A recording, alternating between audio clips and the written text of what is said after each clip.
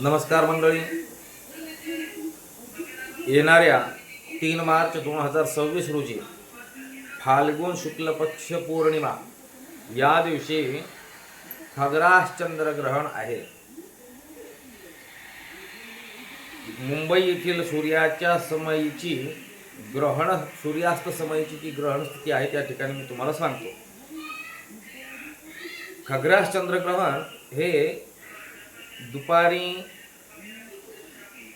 3:20 आरंभ होणार असून त्याचं सन्मीलन 4:34 आहे.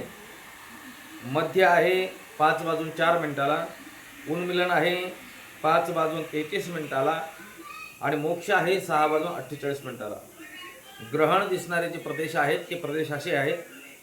हे ग्रहण संपूर्ण भारतासह आशिया, जपान, रशिया, मध्य व पूर्व प्रदेश, ऑस्ट्रेलिया, न्यूझीलंड, संपूर्ण अमेरिका, कॅनडा, ग्रीनलँड, दक्षिण अमेरिका व अंटार्क्टिका काही प्रदेश या भागामध्ये हे दिसणार आहे. हे चंद्रग्रहण भारतात ग्रस्तोदित दिसणार आहे, म्हणजे ग्रस्त असलेले प्रतिबिंब उदयास आलेले दिसेल. भारतात कुठेही या ग्रहणाचा स्पर्श आणि मध्य दिसणार नाही. गुजरातमध्ये राजकोट, वेरावळ, पोरबंदर, जामनगर, जुनागड, गांधीधाम या प्रदेशामध्ये संध्याकाळी 6:48 नंतर सूर्यास्त होत असल्याने या प्रदेशामध्ये ह्या लोकांनी हे ग्रहण पाळायचे नाही. त्या ग्रहणामधले त्या ठिकाणचे वेळसुद्धा जिथं दिसणार नाही. म्हणजे मी आत्ता सांगितलेले जे गावं आहेत ना, कोणते गाव आहेत? गुजरातमधले राजकोट, वेरावळ, पोरबंदर, जामनगर, जुनागड, गांधीधाम या प्रदेशामध्ये संध्याकाळी 6:48 नंतर सूर्यास्त आहे. म्हणून तिथल्या लोकांनी ग्रहणाचे कोणतेही नियम पाळू नयेत. बाकीच्या ठिकाणी सर्वांनी ते नियम पाळावेत. पुण्यकाल जो आहे तो आपल्या गावाच्या सूर्यास्तापासून ग्रहण मोक्षापर्यंत आपत्काल पुण्यकाल आहे. वेदारंभ जे आहे ते वेदारंभ अशाप्रमाणे आहे बघा.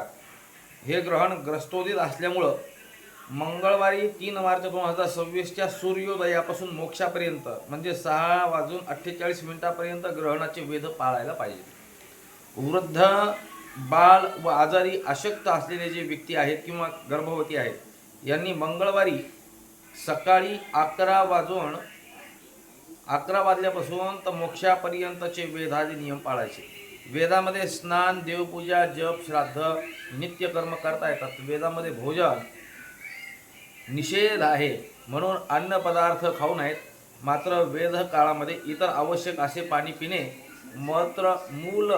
मलमूत्रोत्सर्ग करणे, झोप घेणे ही कामे करता येतात.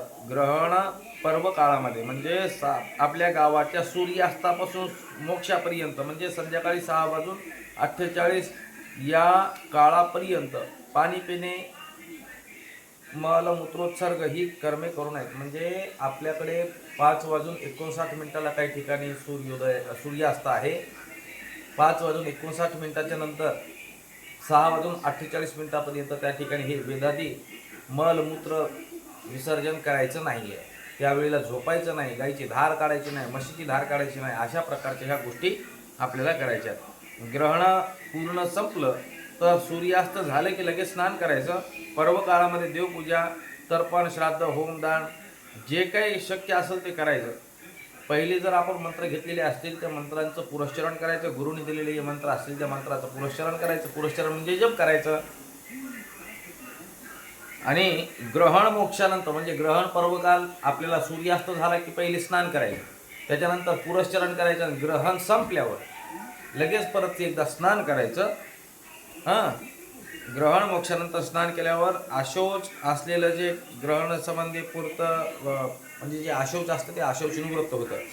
आता जर समजा ग्रहण पर्वकाल चालू आहे म्हणजे संध्याकाळी 5:59 त्या ठिकाणी काही ठिकाणी सूर्यास्त झालेला आहे, तर त्या 6:48 आशौच म्हणजे काय? सूर्यनारायणाला, चंद्राला ज्या वेळेला ग्रहण लागतं तेव्हा आशौच प्राप्त होतं, म्हणजे सूतक प्राप्त होतं. त्या सूतकामध्ये फक्त दान करण्यापुरती आपली जी काही दान करण्यापुरती जी काही आपली हे आहे काय म्हणतात त्याला अधिकार आहे, तो दान करण्यापुरताच दिलेला आहे आपल्याला. आपण दान करण्यापुरती आपल्याला त्या ठिकाणी मुबलकता आहे, त्यामुळं दान करावं. जेवढं दान कराल त्याची 1000पट त्या ठिकाणी पुण्यफल प्राप्त होतं, असं नियम आहे. आता ग्रहणामध्ये राशीपरत्व काय जे फळ आहे ते तुम्हाला सांगतो, ऐका. मिथुन तुळ वृश्चिक या राशींना शुभ फळ आहे. मेष कर्क धनु कुंभ या राशींना मिश्र फळ आहे. वृषभ सिंह कन्या मकर या राशीला अनिष्ट फळ आहे. ज्या राशींना अनिष्ट फळ आहे त्या राशीच्या व्यक्तीनं आणि गर्भवतीनं हे ग्रहण पाहिलं न पाहिजे. जरी करता तुम्हाला शुभफल असेल गर्भवतीला, तरी करता ते शुभफल असताना सुद्धा ग्रहण पाहू नये, असं शास्त्र नियम सांगतो. रामकृष्ण हरी.